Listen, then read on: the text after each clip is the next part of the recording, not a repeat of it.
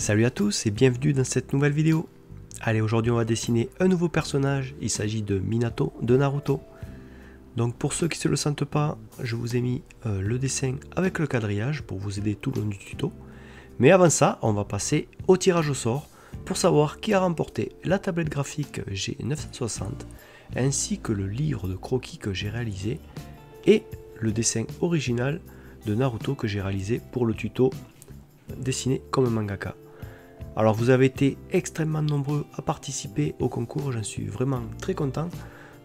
Environ 300 personnes ont participé, donc j'ai rentré la liste dans le logiciel du tirage au sort. J'ai choisi le nombre 1 gagnant, alors c'est parti. Et c'est Aomin Deiki qui a remporté tous ces cadeaux. Félicitations à toi et je te contacterai pour voir comment on peut faire pour t'envoyer tout ça. Alors pour les autres, ne vous inquiétez pas, j'ai déjà prévu de vous faire gagner une autre tablette graphique d'ici 15 jours environ. Alors vous pourrez rejouer pour retenter votre chance. Alors on revient au dessin, donc pour réaliser ce dessin vous aurez besoin d'une feuille format A4, d'un crayon HB et d'une gomme. Allez, si vous êtes prêts, c'est parti. Allez, on va commencer par faire un cercle d'environ 8 cm. Alors on va appuyer légèrement sur le crayon, puisque ces traits, il ne faudra plus les voir à la fin. Ensuite je vais tracer un axe vertical légèrement sur la droite du cercle, ainsi qu'un axe horizontal légèrement courbé pour commencer à placer le bandeau du personnage. Je forme un petit peu la mâchoire, je dessine la ligne horizontale au-dessus de la première pour former le bandeau. Donc là j'ai appuyé légèrement pour éviter de marquer ma feuille. Après on va mieux voir le dessin. C'est juste la structure de base pour commencer. Ensuite sur la ligne du milieu, on va commencer à venir dessiner le nez du personnage. On va creuser un petit peu les arcades, bomber légèrement la joue et commencer à former le menton. On va maintenant s'occuper des yeux du personnage, donc à dessiner la paupière supérieure qui est collée à l'arête du nez. On vient placer son iris, la pupille au centre.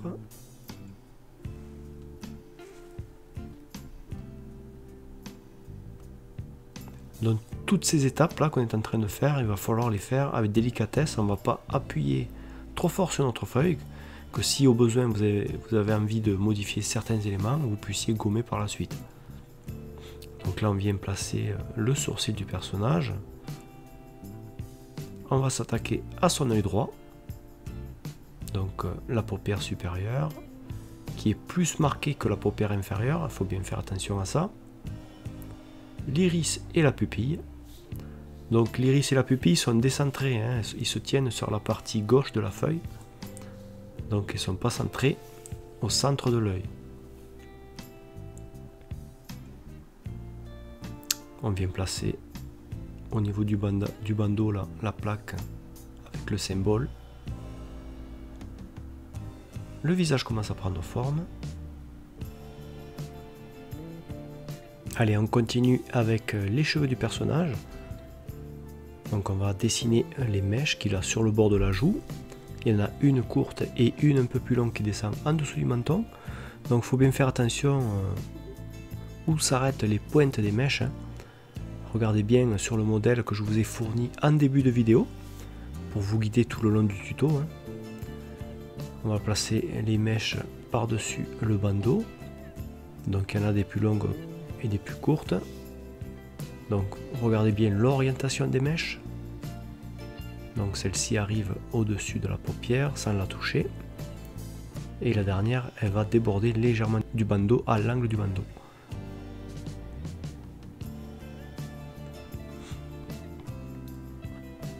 Allez, on définit la largeur de la mèche au bord du visage. On arrêtera par ici parce que ça sera caché par le vêtement.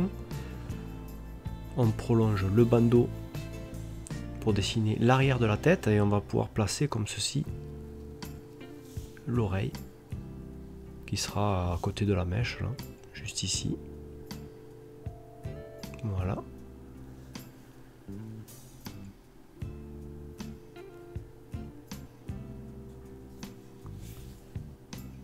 Alors je sais que ça peut paraître un peu compliqué pour ceux qui ont l'habitude de dessiner avec le quadrillage, mais il vous faut quand même essayer maintenant d'essayer de dessiner justement sans le quadrillage pour progresser un peu plus dans le dessin et travailler un peu plus sur le sens de votre observation. Donc là j'ai tracé une sorte d'ellipse au-dessus de sa tête pour me guider pour placer les mèches en fait.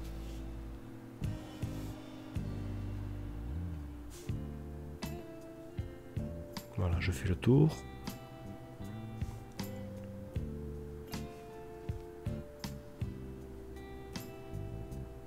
Allez, le petit nœud du bandeau.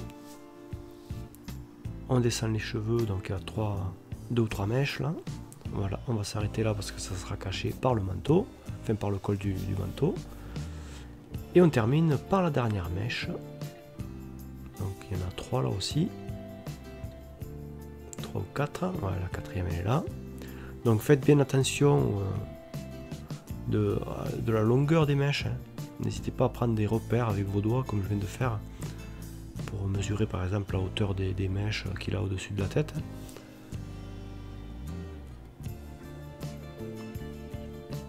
Donc le visage est maintenant terminé, la petite ligne pour le cou, et on va pouvoir s'attaquer à la tenue.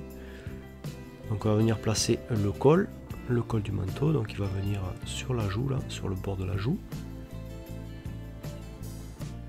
Et là on aura 2 autres lignes pour redescendre. Le col, le deuxième col de la sous-tenue du gilet qu'il a par-dessous, qu'il a sous le manteau. Donc on fait la continuité par là. Encore une fois, n'hésitez pas, hein, vous avez le modèle en début de vidéo, vous faites un petit screenshot, vous pouvez l'imprimer et vous pouvez suivre les étapes en même temps. Là on fait la manche, donc l'épaule. On va pas dessiner le corps en entier de toute façon, on fait un buste simplement. Donc le deuxième col qui s'arrêtait pas à peu près par là, sur la droite, au niveau de la 3e mèche, en partant du bas. Le deuxième col de la tenue qu'il a en dessous du gilet. Donc là il faut bien observer tout simplement, hein, pour bien placer chaque élément.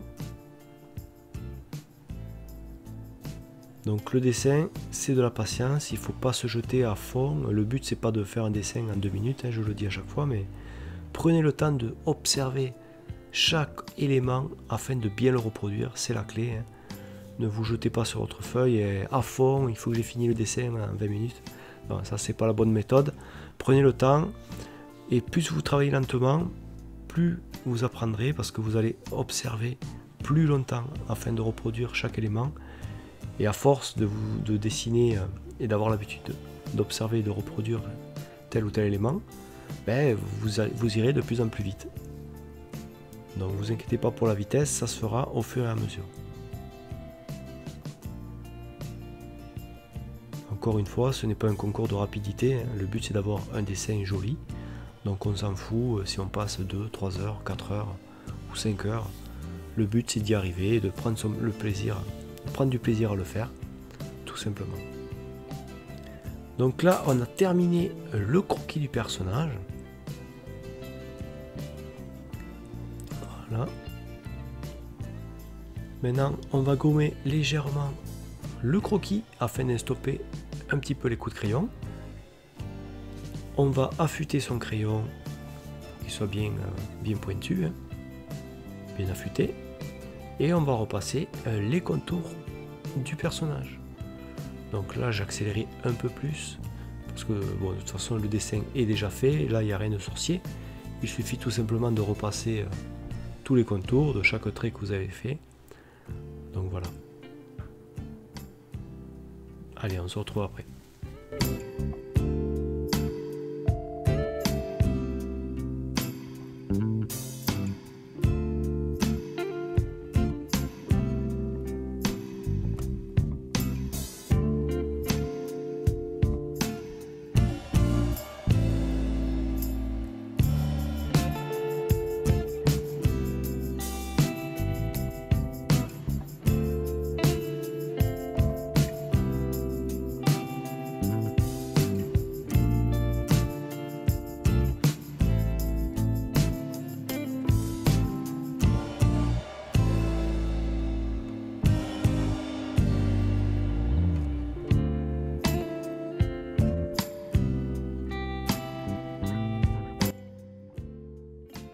Allez, le dessin est prêt pour la mise en valeur à niveau de gris.